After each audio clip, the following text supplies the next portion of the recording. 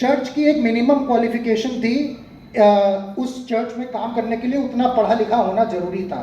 एक नए बिशप आए, अनफॉर्चुनेटली एल्फ्रेड की क्वालिफिकेशन वो नहीं थी। बिशप ने एल्फ्रेड को चर्च से निकाल दिया।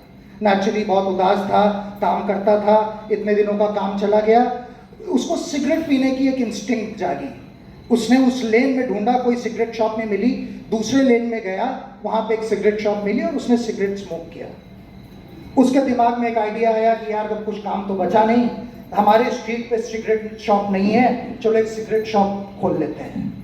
और देखते ही देखते प्रभु की दया हुई और आज वो दिन आ गया कि वो ब्रिटेन का सबसे बड़ा टोबैको फैक्ट्री स्टैब्लिश कर रहा था। एक पत्रकार उसके पास गया और उन्होंने बोला कि सर एल्फ्रेड, आप पढ़े लिखे नहीं हैं तो आपने कमाल कर दिया, अगर आप पढ़े लिखे होते तो क्या होता?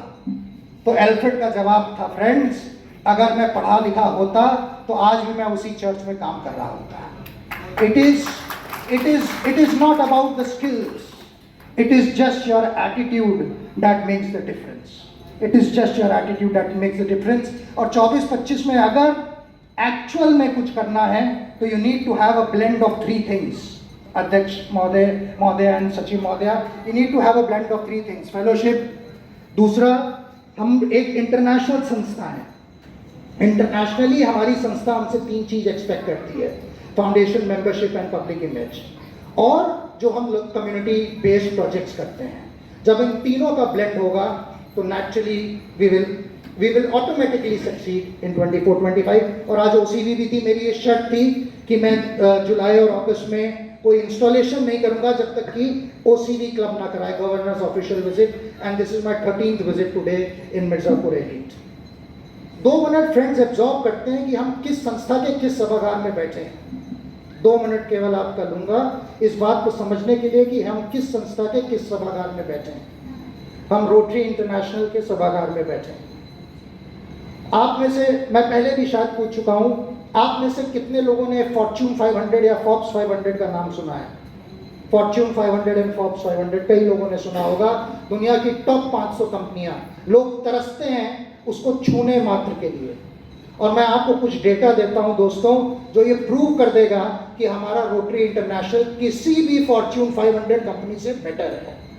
पहला ये कि रोटरी इंटरनेशनल की प्रेजेंस 220 कंट्रीज में है, किसी फॉर्च्यून 500 कंपनी की नहीं है। दूसरा ये कि 125 साल का गौरवशाली इतिहास, गौरवशाली हिस्ट्री, मतलब अमेजिंग हिस्ट्री किसी फॉर्च्यून 500 कंपनी के पास नहीं है।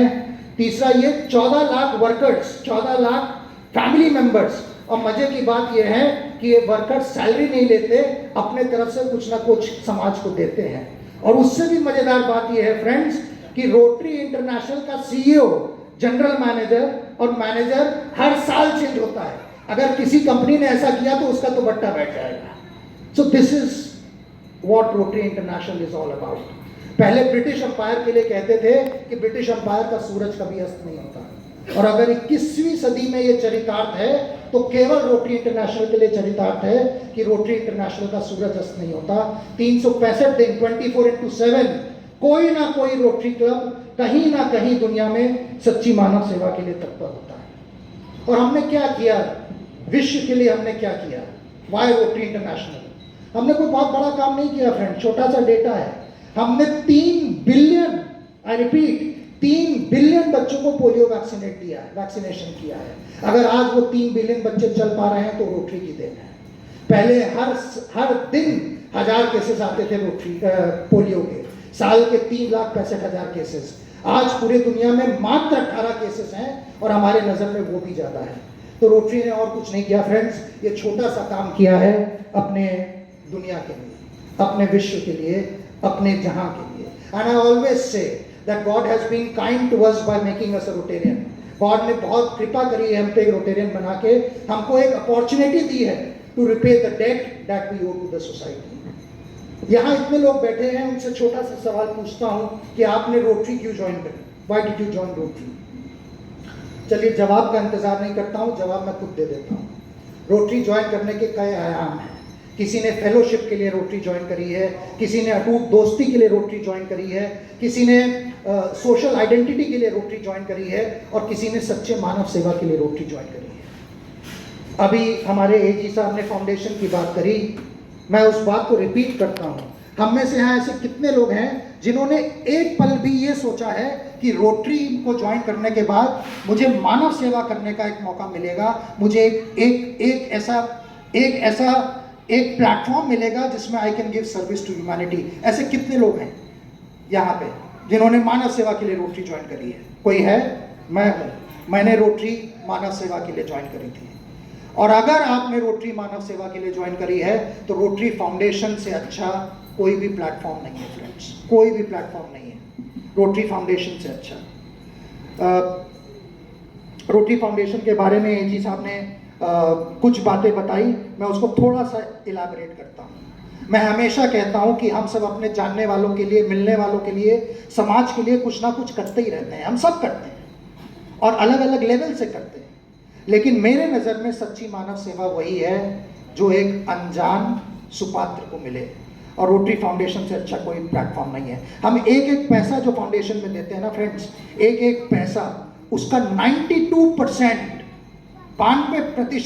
सच्ची मानव सेवा में यूज होता है। केवल 8% एडमिनिस्ट्रेटिव कॉस्ट है। दुनिया में ऐसी कोई संस्था नहीं है जिसका केवल 8% एडमिनिस्ट्रेटिव कॉस्ट हो, कोई संस्था नहीं है। चैरिटी नेविगेटर के बारे में मैं अक्सर बात करता हूँ। चैरिटी नेविगेटर वर्ड सुना है किसी ने?